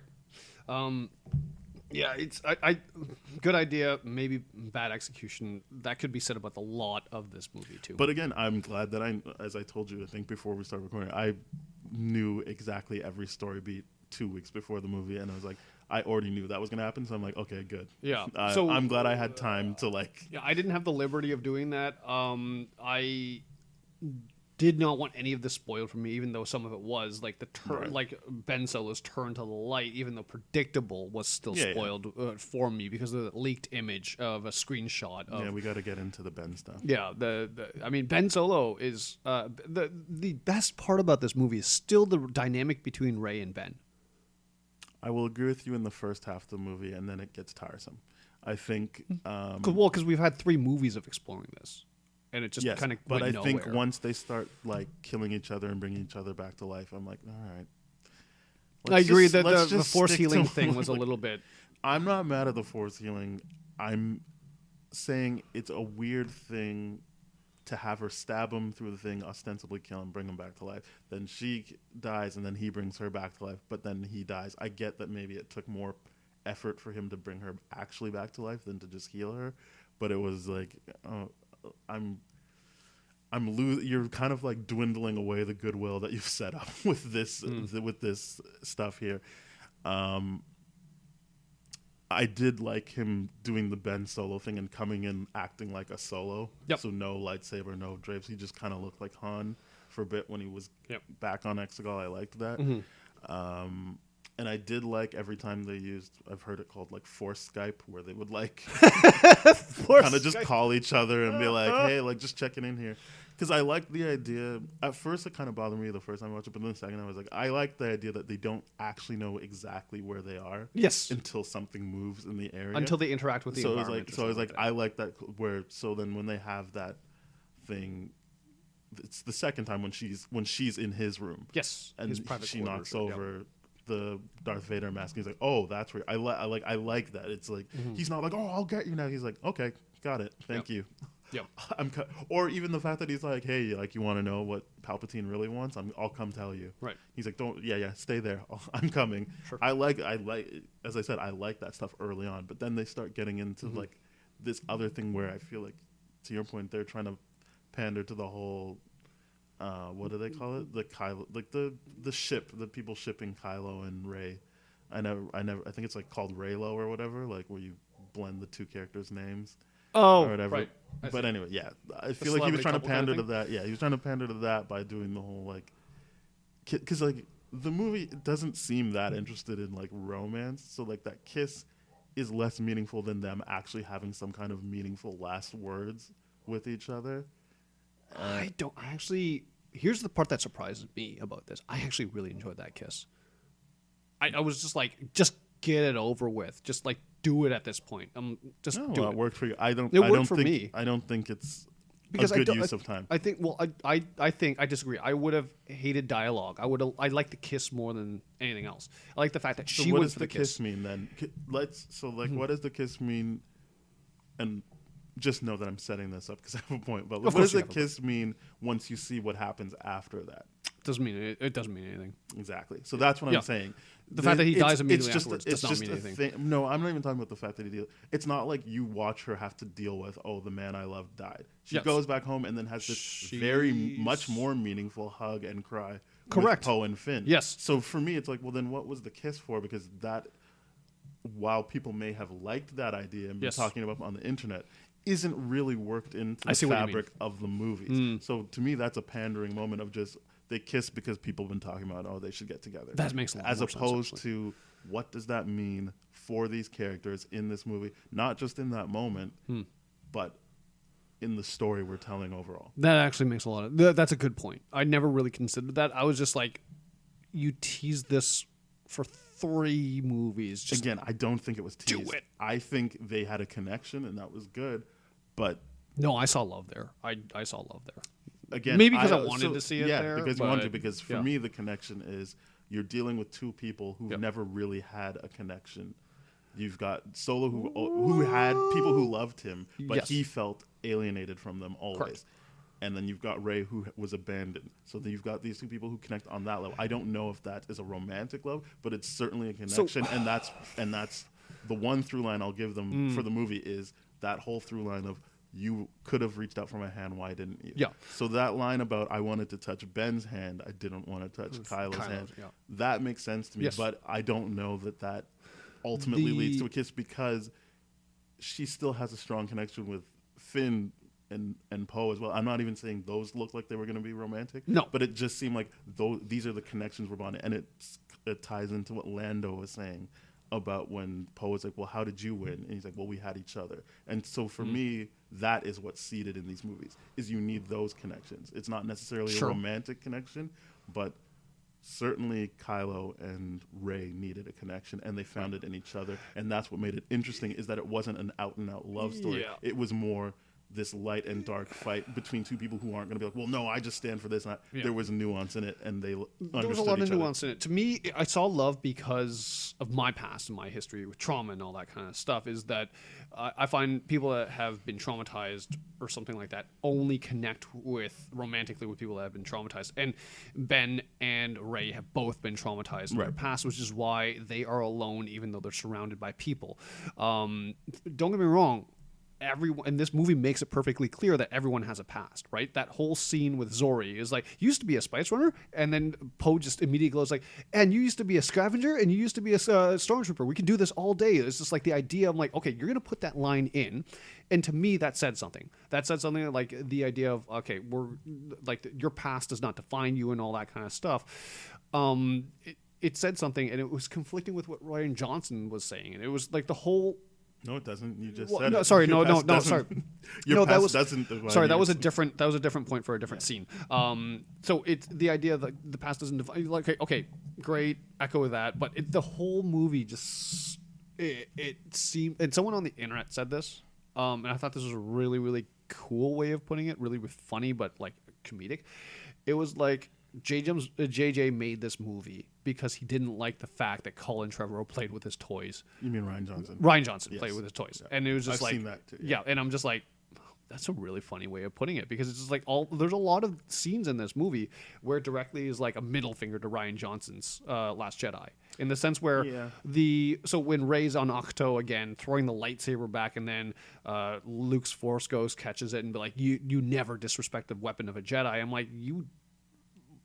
Well, I think what people reacted more to was when she was like, but you did this and this. And he's like, I was wrong. I think my audience specifically reacted to like, good, that's the real Luke. He was wrong to do what he did in Last Jedi. No, I don't agree. Luke No. We both are on the same page. You don't have to convince me. What I'm saying is, I get that that's a funny thought experiment, but I don't think that these people get into these things to like, it's not like they're like making diss tracks to each other. Like, these are like... multiple year commitments to stuff. I can't imagine that that's your driving force. Because even if it was his driving force, he ignores more things than he tries to revert. Yes, he does. And so he ignores a lot here. So to me, I'm thinking more about the time crunch he's under, and that even if he took the job to reclaim his toys, it's not like he used that time to like actually reclaim what he wanted to do. You know what? That is fair. That is something I never actually considered with this, is like how short of a time frame he had to make episode 9. And I almost wish that they gave him one more year to do it. Yeah. I almost wish they delayed it by a full year to be like, no, you know what? Let's just do, because When people are like, you know what? Yes, I'm sorry it's going to be delayed, but it's in service of the final product. It's not something that's rushed. Even this then, you don't have felt to delay rushed. it. You could just not announce that it's coming out this year, and then it comes out 2020 instead of 2019. Fair enough. Yeah. But yeah, I mean, the point is, it's here. It happened. Yeah. I think the movie started off in the wrong foot with me when it starts with Kylo slow motion fighting those people that we don't know who they are. We can assume that's him getting to the Wayfinder so that he can then find Palpatine, but it was like, oh well, this is the whole movie then. It's just a bunch of cool things happening without any explanation. Like when I saw those images in the trailer, it was like, oh, that'll be cool to see how that emotional moment comes, because he's gotten the mask off. It looks like it's a real and it was like, oh no, this is just how we're starting the movie. So we don't even know why this is happening until later. And then even then it's like, you could have just started with him going to Palpatine. It's the same effect. Yes, like, I don't know how he got there, whatever, because there's no dialogue there. It's just there's no dialogue. There's no context whatsoever. It's just like, visuals that they put into a trailer. Yeah. So I think that was my problem. Was like right away, and at that point, then the editing became like, well, we're really jumping around here. Like, even within a scene. I don't even mean like, we were with Rey, Finn, and Poe, and then we jumped to like. It's more like even in a scene with staying in the same location, you just keep jumping to these different conversations, and it's like, oh, it's rushed. Yikes! Whoa. Yeah, it was just like, this is certainly a movie that does not feel the length of time it feels, because it just pulls you and it just goes. Yeah. Right? I said, fun movie. I also liked C-3PO. I was 3PO in this was probably my favorite part. I thought you were going to disagree with me. I was just like, no, I'm having fun with him. I love 3PO in this. This was great. This is good stuff. One of the things I hated most about the 3PO thing was that it cheapened the death, quote unquote death, the memory wipe that he had. Oh yeah, right away they cheapened it, because they were like, wait, R2 can just redo it. I was like, why are you saying that before he even does it? That's what I mean. It's just like, what? why are you bringing that up in dialogue? Just be like, okay, if you could bring him back. Like, imagine later if they on, never said that, and then you hear that's what I would have loved. being like, wait, what do you want to put in my head? And then it's like, oh, he can restore you? Yeah, 100%. I way wanted better that than, to like... be... It kind of was like the Chewie thing, where it's like, oh, I blew up the transport and everything like that. And when I rewatched it, I'm like, yes, there was 2 transports, so good. This director, people weren't paying attention properly the first time around. But the idea of like them doing that and then immediately, oh, he's still alive. The Chewbacca scene was better executed than the C-3PO thing, because the C-3PO thing was just like, oh, so you do have memory data backups, and it's just maybe it's not reliable, but don't tell me that. It seems like it was perfectly fine. Yeah, it was perfectly fine. Do not tell the audience that. I guess that was to set up being like, never doubt a droid. You fucking think that you think R2-D2 can't do a proper backup? Fuck you. Leia always said, don't doubt a droid. Sure. No, so I'm joking. I don't care. But like, that's multiple times. I thought like, oh wow, like they really cut the tension out of almost everything. Yes, like, they do. It's everything. Really weird. Because like when I saw that scene in the trailers, everyone was tearing up. I was crying, man. I'm like, we're gonna lose 3PO. This is like something I didn't want to have. And then immediately they're like, memory data banks. I'm like, this is not cool. Don't tell me that immediately in the same scene. Give it to me later on as a surprise. I'm like, yay, 3PO's back. Yeah, I thought he was great, but yes, and then this also is problematic. I'll give you another reason why it's problematic, because the scene between episode 3, that final scene where Bail Organa says like, have the protocol memories wiped and everything like that. Didn't wipe 3PO. I don't believe they wiped R2-D2 Astromech droid memory bank and everything like that. So I'm just like, okay, R2, you could have backed up 3PO's stuff there too. Or unless you never backed it up until after that point in time. I'll be honest with you, this doesn't matter. I know. This is just me picking apart everything. It doesn't matter. Yeah. I think that was upsetting. Yep. I liked Chewbacca's response to Leia dying. That was great. I liked that a lot. Yeah. Did you like him getting the medallion? Yes. That was the My greatest crowd thing. was like that, and then I realized, Dan Morrell and Roth Cornett were talking about it, and I was like, yeah, I guess that makes sense. Yeah. Fair criticism. Like, why would Maz Kanata like bring that up at that point? What does it matter to him at that point? It would have been nice if like at the end, like as like a more celebratory thing, but it was just awkwardly placed where she gave it to him, because I could see that being like a consolation, and I don't mean consolation prize, but like actually her consoling him if like after they win or whatever, and he still has a moment of downtime with Leia. And she's like, this is something she had for you. Like, if she had it made for him or whatever, I don't care. Or but it was it's the medal, and I don't get why she had it. This is what I'm saying. saying. No, wait, no, sorry, it's Han's medal. Sorry, it's probably Han's medal. No, but what I'm saying is, yes, all of that is true. But it was just a weird thing that like Maz Kanata was like, "Hey, Chewie, like here, you should have this." And I would have like, appreciated dialogue that would have said like Leia would have wanted you to have this instead. That would have been way better. Both Leia and Han or something. Leia would have wanted you to have it's this. Han's because it wasn't made for Chewie. I saw it as he's getting his own, which I liked the idea of. But the fact that it was again, Han's that's another and pandering to fan stuff, because correct. Because nowhere in between episode 4 and now has it seemed like Chewie felt any way about not getting one. Well, we actually don't know about that because it's just we know because we can see the movies. Nothing about it looks like he cares that he didn't get one. We don't have the dialogue to prove it. So what I'm saying is, if you look at the movies, at any point are you like, oh, it looks like he's upset he doesn't have one? No. Okay. Never. But like, so what I'm saying is, it's not seeded. It's just another thing that he's like, you know what? People talk about this on the internet. Let's do this. It was, another symptom of the movie not being like, we talked about it with Endgame. When people talk about fan service, to me, all the fan service in Endgame, for them, like whatever, I'll say 93% of fan service in Endgame is stuff that is paying off. It's in a story, like it's a storyline. It's like been seeded. It's a payoff.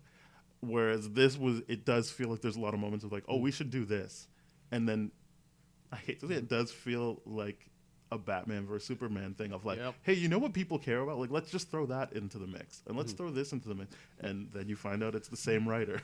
It's like Endgame's payoffs. They worked so much better than this. I don't know. I'm not trying to compare it to Endgame. I'm just saying, no. You can't possibly compare. What we're doing is we're taking a look at 2 movies that came out this year that are capping off sagas. Yes. One did it better. So than I don't others, need to like one better than the other. I'm just saying in terms of what. But what I'm saying is what worked. And I'm only basing it off of things they were actually doing. That's why I said specifically the fan service. For the 2, because that is an apples to apples comparison. Yes, yes, it is. The love for people have for Star Wars is different from MCU, just from a time period. Oh, for sure. Yeah, so generational wise and everything like that. MCU is definitely contained within a generation. Yeah, the MCU is relatively the new flavor, so it is going to be flavor. Yeah, more attention maybe on it, but it doesn't have the history. It doesn't. Of this, so that's where the comparisons end. Is just. In terms of the fan service, as much as I like nod my head or chuckle at certain things, when we talk about what it means for the movie, and that's why I was pushing on the whole kiss with Kylo or whatever you want to call him, Ben at this point, but Ben and Rey, it's like, great, you've made a couple people happy, but it doesn't seem like it factors into anything other than in that moment that it's happening. You know what? Now that you put it that way, I actually do agree with you that the kiss means a lot less and it's meaningless. I would have preferred, I would have preferred that. Even if it was more, if they kept it silent, it was just like a meaningful look. I guess you're right. Maybe there is no dialogue that can. There's no dialogue that can. I thought it would have been better use of their time to have some kind of dialogue. Perhaps, even if it's a callback of like, it's nice to finally meet Ben or something like that. Yeah. Like, if you had something like that, that closes it off, because the kiss to me is like, it was a romantic kiss, which everyone comes at this differently, but. It didn't feel. I'm not even going to say it didn't feel earned. I get that in a fan service moment, people are always going to find it is earned. It didn't have any ramifications. It didn't have any ramifications, and the especially since she then is back with Poe and Finn, who, if we're to think we know what he's inferring, also loves her, and then they also have a meaningful thing, and it's like, well, none of this is going to get resolved. Yep. And it didn't seem to affect her in any way. the kiss now, like the second audience I watched it with, which is a bunch of bros behind me, so they were just like being bros, and they laughed at the point where Ben Solo just collapses after that thing, and I'm just like, you know what, you like watching it the second time, I'm like, you have a right to laugh, because if it was so draining that it would kill you, you would imagine that you'd show signs of it earlier, as opposed to like give you 30 seconds, kiss, smile, boom, you're dead. That was like, yeah, you know what? That is comical. I would have preferred that throughout the whole thing. It's like when Rey does it to the worm first, and when Rey does it to Ben on the second Death Star, which is arguably the best scene of the whole thing. Like that lightsaber fight was one of the best scenes. It's a good lightsaber fight. I'll give you that. Yeah. It was one of those things where if you could physically show me that Rey is drained afterwards and like a little, like it took something out of her. Yeah. Then that would have been so good for me to understand that, oh, okay, Ben chose to do this, and it's going to literally take his entire life to bring hers back. Because she does say, I gave him some of my life about the serpent. Yes. And the serpent, she is going like this. It does look like it's hurting her, and I guess that's a bigger area to deal with. Yes. Maybe there is visual, again, maybe I'm meeting the movie more than halfway, but there is a visual track of like, for her to fix that hole probably wouldn't make her wince as much as it would for that surface area she covered for the serpent. Right. So when she is doing like this, and does look like it took something out of her for the serpent, maybe it does, and that's why I was saying maybe it takes something out of him to bring someone back to life. It's not healing; it's actually bringing someone back to life. Yes, and to me too, the thing that was really, really funny about this was that they talked about how powerful Anakin was. They talked all this kind of stuff, and he couldn't stop her from dying. Right. And this is Ben Solo being able to stop Rey from dying without having trained that specific power, unless something off-screen happened. But the biggest issue was a 5-year time jump would have allowed a lot of things to happen. The issue with this movie is we were told that there would be a time jump, but there was no actual time jump in any of it. Everyone has confidently said a year was the time jump, but I don't know what is in the movie to let me know that. There's nothing in the movie that lets you know. But everyone it seems like it would be 6 months it's a year later. Or something like that. Okay, so I get why you have a problem with that, and I get why other people would. For me, it's like whatever. They're connected. I will buy that he can do that. The same way I buy that this trilogy, not the whole series, but this trilogy has clearly set up Kylo and Rey to be the most powerful. Mm-hmm. With the issue of Snoke announcing many times, we will complete your training here. Bring him back. Right, but that would be more honing skills and less teaching skills. Fair enough. But then Rey still being trained by Leia in this one. It's again still honing, less learning. I think the issue with Star Wars here is that, and this is in the original trilogy too, and like I would love for some fans to debate me about this. The idea that Luke would have completed his training by facing Vader and everything like that, and he was still an apprentice, he was still a learner, and everyone accepted that. It was just like, why would you accept that? Vader is supposed to be the most powerful. You have Palpatine, who's more powerful than Vader. Luke doesn't do anything except bring him back to the light. He doesn't beat him. He's not the hero. He's just the catalyst. So in this format, it's just like everyone unfairly is ripping on Rey about how she's the Mary Sue. I'm like, this is bullshit for you guys to do that, because you're doing that just because she's a girl. 100%. And that's sexist. It's so sexist. Versus everything that Luke does. I don't know if you've met the internet. I have. I have, and I hate it. I'm just calling them out on this shit. Because, like, here's the things that you accepted in the original trilogy that makes no sense whatsoever. Luke was just introduced to the Force and was able to blow up the Death Star. Not blow up the Death Star, shoot proton torpedoes and have them angle 90 degrees to go down a thermal port without, and like, that was nonsense. And you can't tell me Obi-Wan was doing that. You cannot tell me that. Because it was Luke using the Force. I'm going to be honest with you.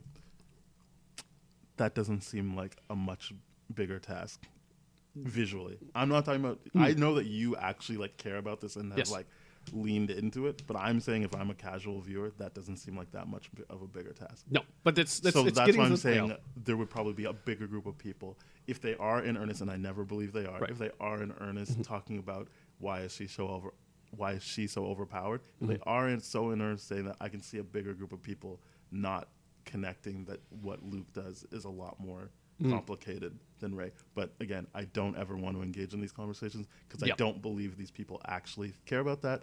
They're just being sexist. I and agree. terrible. They're just being misogynistic assholes. I don't think there's ever any point in trying to like give them examples of why this is. No, I don't care. They're I'm doing this on a podcast because they can't actually willfully argue ignorant. back on me. No, they're just being willfully I have ignorant. no desire to engage in those discussions with them whatsoever. So yeah, it's one of those things where I'm like, oh my god, this is really, it's a mess of a movie. It had so many things fighting against it though. So I will be fair in regards to that. Was Leia supposed to have a bigger part? Absolutely. The issue is using old footage is now you're forcing all the actors to react to footage. It's like, okay, this is what we're going to use in this scene. We're going to play out everything. And it's cut footage. It's not the good footage that we use too. So it's, to be fair, not great. it was just a hope that she would have a bigger role. And it was her hope, not necessarily the filmmaker's hope, that she would have a bigger role. Because the thing we haven't touched on yet is this was clearly an instance of a trilogy that had no overarching thing. As much as I don't like Dark Knight Rises, when you watch Dark Knight Rises, you're like, I see how this is actually the completion of Nolan's overall plan for his Batman trilogy. Yes. When you watch Endgame, obviously, you're like, this is the obvious ending to this overall group of movies. The fact that we already knew that it was like, oh, can't use Ryan, can't use Colin. It's kind of like, well, then, and it's not even like it's like, well, we're gonna just slot someone in to finish the script that we already had in place. It's like, no, they restarted a bunch of times. Yes, they did. So it's like, well, again, to your point, there was always a bunch of stuff going against it. So that's why I was comparing this to like a Hobbs and Shaw of like, it seems like it has to be taken on that level. It seems like it was like, well, let's just make people have fun because this. And I don't know if I agree with that. I mean, and people will have to at the end of the day accept that if they're going to like this movie, that you just got to turn off your brain and just go into it. Like, 'cause a lot of this is not going to make sense, or it's going to be a lot of things that just get rushed really, really quickly, and it's going to be a movie that clearly is what happens when you have your fandom or a small part of your fandom hold you hostage. Because that's exactly what it is. So and again, I will say this: it's the issue where when you try to make everyone happy, you make no one actually happy. Because I would love to see the people that are like, "I love this movie for this reason." I can show you on Twitter a bunch of people who loved it, and I'm not talking about bots. I'm talking about people who do like film criticism. Okay, fair enough. But from the perspective of this was a well-made movie, or this was a fun movie, because I can accept that this is a fun movie to watch. You'll notice I'm only ever saying it's a fun movie. Exactly. If people defend it from that perspective, so be it. But they cannot tell me this was a well-made movie. It's not. I mean, I'm the biggest Star Wars fan, and I have to look at this objectively. I'm like, this is not a well-made movie. I just don't. I've been reading reviews about it, reviews, and you know, the overall, I think, Tomato Meter score when it came out 56? is it 59? Oh, maybe or it's something now like 59 that, now. or like when it came out on Thursday. I don't know what the to be clear, I audience just want score is now. I know you know this. I'm just saying to listeners because more people I talk to about this, I realize they don't recognize what the Tomato Meter actually means. Yes, it doesn't mean that the score is 59 out of 100. It means out of 100 people, 59 people like it. Yes. Meaning they could have given it anything above a 65, and that is considered fresh. Yep. So it's like a hard thing, because that 59 people could be all saying that's 100 out of 100. Yeah. True. But it just means that only 59 out of the 100 people that wrote in think that. Or you get what I'm using round numbers here. I thought the Tomato Meter was the aggregate, like average out of everyone's scale. No, it's just okay. It's just so that was helpful for me too. Yeah, so it's just they do have a cutoff. I don't remember it. It's either 65 or 70. So I'm right pretty now, sure it's in the 60s. I'm on the Rotten Tomatoes website right now, and the Tomato Meter is 57 right now as of 12:08 on the 21st of December. Total count of 344. The audience score is 86%. Right. So again, all it means is that those, what did you say, 54? 57. So the 57% of the 340 people who have seen it and reviewed it gave it a mark above something in the 60s. I don't remember. It doesn't mean that they all agree this is a 56% movie. One thing I will say too is because I think this is one of those movies where you and I are going to talk about for a long, long time. That's what you think, brother. I'm never going to talk about this again. This movie was fun, and that's it. Yeah. It's one of those things where I think, and one critic, and I think it was Ebert, said this very, very well with Kylo's mask. You can repair it, but we can still see the fractures of what this whole I'm hoping it trilogy wasn't was. Ebert. He's dead. What? Maybe it was from Beyond the Grave. Skull? They're both dead.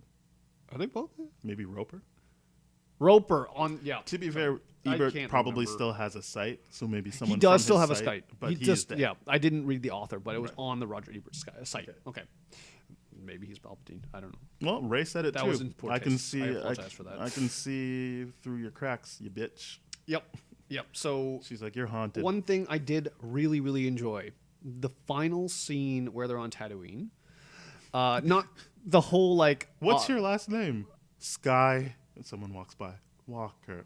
No, not that. I'm sure. I'm like, I knew that was gonna happen. It's like, what's your name? Ray Skywalker. No, I like the fact that her own lightsaber was a mash-up. Well, I loved that. The mash-up of her green? staff. Oh, I thought it was like blue and... Wait, that doesn't make yellow. Never mind. No. Continue. No, I love the fact that it was a mashup of her staff that she like plays around with so much through the entire trilogy. That to me was like, that was a nice little detail. I just really like that it was yellow. Yeah. That's all I The have. yellow lightsaber I think was cool. I was like, dope. Yeah.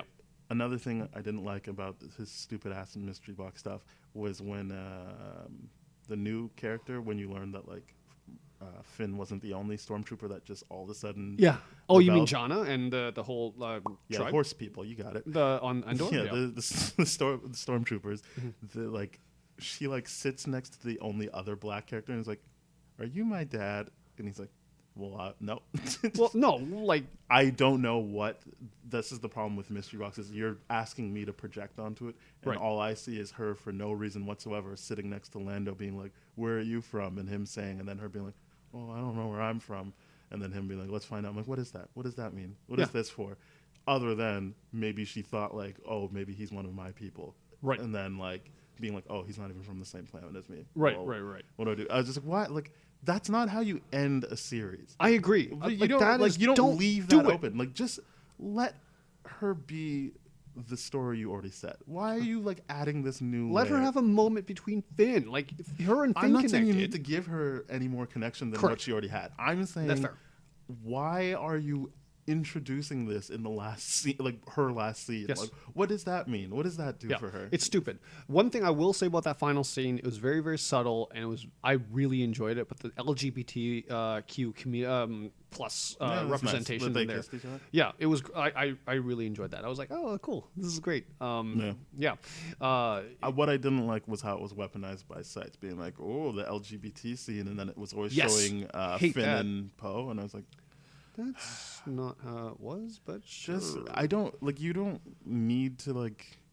I understand that it's nice to have that representation in a movie on this scale, but I don't like that it becomes like this like clickbaity thing of like, is it the guys? Because that would be gross, right, guys?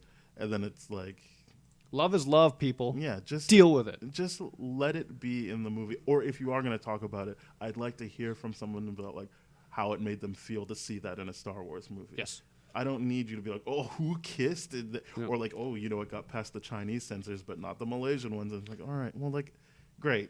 Well, we're living in the age of clickbait anyways. I mean, like... I'm just saying it would be a nice thing to be like, if someone felt so moved by that they wrote about, like, what that meant to, like, have something they grew up with validate, like, how they... Or, like... validate a way of them showing love that they do in their own life and be like, that was really nice to be seen on screen like that. I don't need you to like titillate me with like boys kissing. Nah, just kidding. It was just like a loving couple that like there was no like hints at it or whatever. I think I just can't get over how bad that death of Palpatine is. This is the second time. I liked it. I'm gonna be honest with you. I didn't have a problem with it. It reminded me of Endgame. It reminded me of Logan, so it was great. And I am Iron Jedi. It's just the idea is like, oh, you can resist it with one lightsaber, but two lightsabers allows you to do what? It allows you to make an X like on Logan's grave. Correct, but also at the same time, also at the same time is like Palpatine. You know, you can stop using your Force lightning because you're hurting yourself at this point, right? Nah, you got to keep going. It was not like the Mace Windu scene. Always try what you're doing and never change anything about what you're doing. Never change anything about your current trajectory. Yeah, if at first you don't succeed, just keep doing the exact same thing over and over again. Oh boy. Well, that's not actual advice. All right. I think we are coming to the end of this. We're at the end. Do you have anything else to say about it? It makes me sad to beat this movie up so bad. Yeah. Do you have any other things that we think we should have touched on? I think I liked C-3PO. I liked Babu. I thought he was fun. Babu was great. Real fun stuff. Yep. I liked the Chewbacca stuff as always. Yep. I did know already that wasn't how he was going to die, because even if I didn't read beat for beat what was going to happen in the movie, which I forgot some of the stuff because we forgot about the Han Solo stuff, but I was like, wait, Kevin Smith tweeted out they finally gave Chewie like a fitting ending, and I was like, well, blowing up in this is not a fitting ending, so yes. I already know that's not a thing. Yeah. One thing we forgot, this is the one scene that did really catch me off guard. The Han Solo comment. Yeah, I was like, holy shit. I remember, because the way it was explained in the video, I was like, oh, they're just going to show like flashback. I didn't realize he just filmed new stuff for it. Yeah, that like, to right. me was the biggest shock. I was like, good for them for like keeping that under wraps. Yeah, that was the biggest shock to me. I was like, oh my, good for you. Like, awesome. That's why you were there at the premieres and all that. Yeah, kind of that was stuff. the other thing. I'm like, why are you like outing? Like, because now we've realized like if someone's at the premiere, it's probably because they're in the movie now. Yes. Like, but in this situation, it could have been like, oh yeah, he's he doesn't he's like part of this. Star Wars. He doesn't. That's so the like thing, right? that's the thing. It's like he's there to be like, what did you use with my right. stuff? Here's the other thing too is here is all the lists of the Jedi. Yeah, that's a good voices. Thing. Yeah. Let's run through this. Anakin Skywalker. Don't know him. Hayden Christensen. We have Luminara Unjil. Not joking, I don't know who that is. Ahsoka Tano. I know who that is. Isla Sakura, Mace Windu, Obi-Wan, Ewan McGregor, Obi-Wan, Alec Guinness, Archived. Yeah, why do they do that? What's that? Why did they do both of them? Who cares? I care. It's a weird choice. Just pick one. Because they didn't have anything from the archived footage that allowed them to say anything. I know. Just use Ewan McGregor. It's weird. I just think it's a nice, hey, thank you, Alec Guinness, for not believing in this either and making fun of it, and but still being a major part of this. Yeah. Then we have, of course, Yoda, Adi Gallia, Kanan Jarrus, and Qui-Gon Jinn. So that's cool. Yeah, that's basically it. I'm sure over the next few weeks we will hear about a Liam whole Neeson bunch can of. be attached to another money-making thing. Yeah, I'm very, very sure that in the next few weeks we're going to see a lot of articles of being like, yeah, that was my cameo. Like, yeah, I'm dying to see because there's so many voices in this. A lot more female stormtroopers this time. I'm like, yes, that's got to be someone cool, right? That's got to be someone cool. Yeah, I like the scene where it's like, oh, it's okay that we're here and all that kind of stuff. Those two troopers, I'm like, they have to be someone. Those have to be people. I cannot wait till we find out who they are. Also, Dio is J.J. Abrams, and I liked Dio. Dio was good. I love No Thank You. That was great. Yep. I was like, yeah, no, don't touch me. No, touch me. No, thank thanks you. for turning me on. I really did appreciate the Dio thing after I figured out, oh, okay, yeah, you actually are integral to this storyline. Is he? What does he do? He gives them basically the technical data on what the original person that he gives them the data that they reveal the Emperor's plan. Oh yeah, because he was the assassin's droid. Yeah, so he has that information. So they upload. I was gonna say I like him, but I didn't think he was important. But yeah, I guess he is important. Well, that's the thing. Like when I watched it the first time, I'm like, what's the point of establishing Dio? Why are you establishing new characters and new droids and all that kind of stuff? I mean, we know why, but this is in better this part. It actually had a point in doing it. I liked. Yeah, I'm not saying just because I'm saying I liked a character and it doesn't mean I feel like they were important. It's just no, that was nice. Yeah, okay, so let's rate I also this. did like that small little training scene where like when Luke was training me, like all this kind of you stuff. saw Leia and Luke as young people? Yeah, that was a nice way of being like. I liked the way they were fighting. I liked all the fighting, by the way. The lightsaber fighting was really, really cool, but it will never never match the Obi-Wan versus Anakin lightsaber fight. Oh, you're talking about episode 3, though, right? Yes. Okay. It'll never was match like, that. I mean, because it was choreographed in such a different way. Yeah. I thought you were trying to say you liked the episode 4 Anakin Obi-Wan fight, and I was like, oh yeah, that was a great. I like the emotional impact, but I was kind of like, yeah. No, it was just like, but at that point, like the direction that Lucas gave to those two actors, like David Prowse and Alec Guinness, is this is like heavy. You have to hold it like a broadsword. Right. And then later on, he was like in episode. He was 4, like, never mind. He was like, hold on, okay, use one hand. Kind of treat it like fencing and all that kind of stuff. And then in the prequel trilogy, which made more sense because lightsaber fighting was more trained in the Jedi Academy and all that kind of stuff, that there was more intricate lightsaber dueling and all that kind of stuff. Awesome. Let's rate this. Yeah. Let's do it. All right. We are doing an underwhelming 6 for me. I knew it. Yeah. I fucking knew it. I'm giving it a 7. Yeah. It's fine. It's like, I thought it was fun. I don't think that... I'm glad you gave it a 6 and not something like a 3 or something. I don't think it deserves a pummeling. It's not a pummeling movie. Yeah, it's not. It's a very, very mid-tier C average movie. It just gets by. I like it more than you, but I obviously don't have as much invested in it. I'm not talking about just your theory you had, but like you clearly love Star Wars way more than I do. Yeah. So to the point where I've spent thousands of dollars getting tattoos about how much I love Star Wars. So it makes sense that your grade would be lower than mine because this means more to you than me. Yeah, I was debating whether or not I should give it a 5.5, but I'm like, let's just give it a 6. Yeah. Either way, you gave it a 6. I gave it a 7. Let us know what you thought. Also, go to thatshelf.com. There's great podcasts such as this one, No Budget Nightmares, with an amazing theme song. I can't wait for you guys to hear it over and over again. Also, Bad Game Movies, Black Hole Films, composers. There's a whole group of lovely people over at thatshelf.com. If you want to listen to more episodes like our Force Awakens episode, like our Last Jedi episode, please go to tdfeverything.com/spoiledrotten, where you will find those episodes and ways to get in touch with us, like our email, spoiledpodcast@gmail.com, our Twitter, tdfspoiled. Also, Ben and I's personal social media coordinates. We don't have to get into that here, but just go to the site and do it. Yeah. And also... tweet at us, let us know what you think. If you want to console me, I'm holding a support group. Well, you're going to go watch it after this, right? Well, I have to. I just realized. You have to. Yeah, I realized that the tickets are not refundable or or you got to get on that. And also, please rate and subscribe on Apple Podcasts, Google Play, Stitcher, Spotify, Radio Public, and share it with your friends so that they can hear this great audio content as well. Yep. All right. Thank you very much. And next time we'll be talking about Mandalorian 7 and 8. And I've seen 7 and I was wrong about Baby Yoda. So that's a little tease for you for next time. Yep. All right. Goodbye. Cheers.